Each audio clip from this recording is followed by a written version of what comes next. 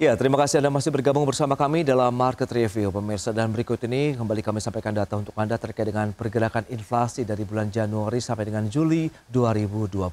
Seperti yang bisa Anda saksikan di layar televisi, ini adalah pergerakan inflasi baik secara tahunan maupun bulanan. Memang kalau kita cermati year on year-nya cenderung naik ya sejak bulan Mei. Memang tertinggi di bulan April 1,95%, sempat turun di 1,6%.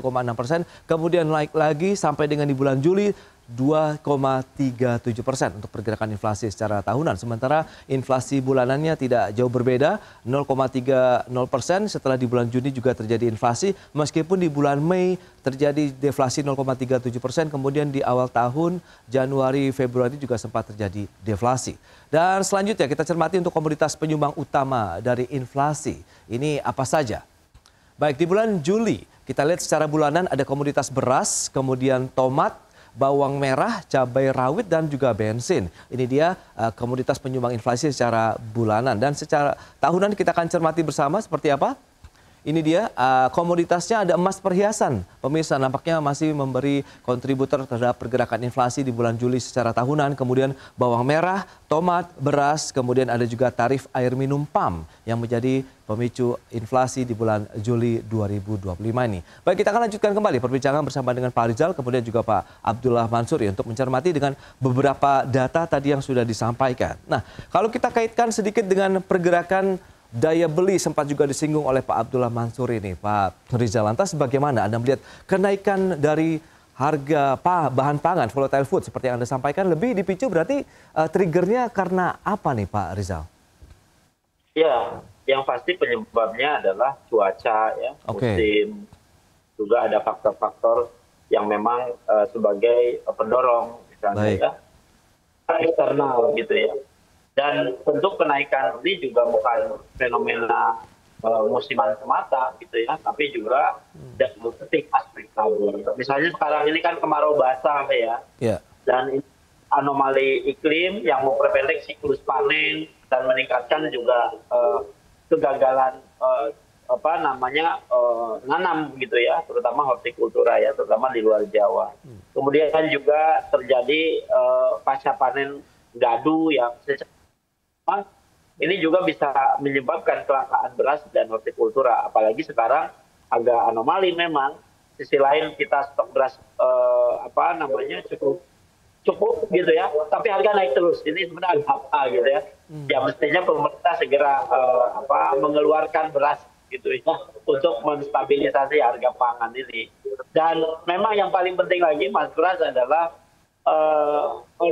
koordinasi kebijakan ya, minim menampaknya ya, antara Bulog, Kemendak atau Bapanas gitu ya, pemerintah daerah gitu ya, di dalam menyalurkan intervensi harga yang sudah meningkat ya, terutama untuk beras gitu ya. Dan ini erat kaitan dengan bagaimana mensinkronkan antara bansos pangan dan juga stabilisasi harga dalam konteks stabilisasi harga beras gitu ya, baik yang premium maupun yang medium. Dan ini tentu belum membangun mekanisme price buffer yang berbasis pada perbaikan infrastruktur dan juga distribusi menggunakan instrumen-instrumen penyokong yang lain gitu ya, seperti halnya distribusi berbasis digital agar lebih lebih tight dan juga tepat sasaran. Saya kira itu, Mas. Baik, nah di kalangan pedagang pasar sendiri, Pak Abdullah Mansuri, Anda melihat seperti apa begitu? Apakah memang dengan adanya kenaikan harga ini tadi dipicu karena stoknya yang terbatas, atau memang ada demand yang tinggi? Mengingat Anda coba kaitkan tadi juga dengan daya beli masyarakat. Nah, apakah juga jumlah volume begitu produk komoditas bahan pangan sendiri juga mengalami penurunan begitu, Pak Abdullah? Ya, ini banyak faktor memang, Mas. Banyak faktor yang mempengaruhi harga itu tinggi atau stok itu ada atau tidak. Memang kami melihat koordinasi antar kelembagaan, antar pemerintah itu memang belum cukup efektif gitu ya, antara contoh beras ya. Nah, yang kedua memang faktor cuaca itu menjadi faktor dominan atas naik turunnya komoditas. Tetapi ini sebenarnya bisa kita bisa diselesaikan dengan subsidi silang beberapa komoditas yang cukup tinggi di daerah-daerah penghasil yang cukup tinggi. Maka ini penting koordinasi kelembagaan antara Kementerian Pertanian, ke Bappenas, ke Bulog dan semua stakeholder yang ada termasuk pemerintah daerah untuk juga ikut serta dalam proses pemenuhan kebutuhan di masing-masing daerah. Kalau saat ini contoh ya Jabodetabek kekurangan cabai rawit, tomat dan bawang merah, maka beberapa daerah lain penghasilnya itu harus segera disinkronisasi, didistribusikan ke daerah-daerah yang memang kebutuhannya tinggi. Katakanlah Jawa Tengah lagi banyak bawang merah, langsung didistribusikan ke Jakarta sehingga koordinasi bisa memperkuat produksi atau bahan pangan yang ada di pasar-pasar di Indonesia. Yang ketiga memang banyaknya pasar murah di luar pasar itu juga tidak efektif kami lihat. Banyak kelembagaan memang menyiapkan pasar-pasar murah ya atau beberapa program untuk mengendalikan harga, tapi tidak efektif. Maka saran saya selalu berulang, operasi pasar atau menjual di beberapa titik atau di tempat-tempat tertentu yang ditentukan pemerintah, itu tetap tidak menurunkan harga pangan di pasar. Maka kami pengennya dari awal kami sudah protes ini, kami sampaikan kepada pemerintah, lebih baik lakukan operasi pengendalian harga dengan cara komoditas yang dimiliki oleh pemerintah atau diakses oleh pemerintah itu digelontorkan ke pasar-pasar dengan harga yang murah.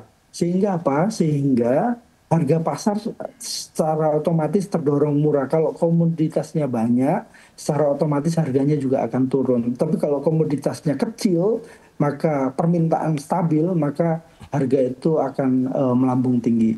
Itu beberapa faktor yang memang perlu jadi catatan. Ya, kaitannya dengan daya beli sendiri bagaimana, Pak Mansuri, Anda melihatnya begitu?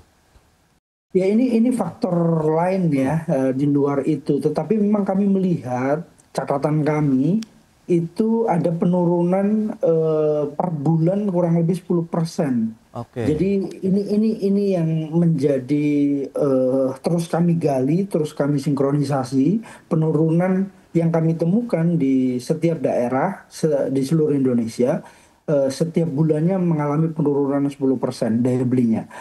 Kita mulai dari bulan lalu memang melihat penurunan yang tidak sama dengan tahun yang lalu di saat anak-anak sekolah libur. Ini biasanya tahun lalu kita mengalami kenaikan. Ini bulan panennya selain Lebaran, hari besar itu bulan panennya pedagang. Tapi faktanya memang kami tidak mendapatkan panen seperti tahun lalu. Ada penurunan kurang lebih 10% ya. Setiap bulannya. Baik. Apakah juga kita akan cermati dari kenaikan harga bahan pangan ini masih akan menjadi pemicu inflasi untuk bulan-bulan ke depannya? Kita akan bahas lagi di segmen berikutnya. Pak Abdullah Mansuri, kemudian Pak Rizal, kita akan jeda dulu sebentar. Dan pemirsa, tetaplah bersama kami.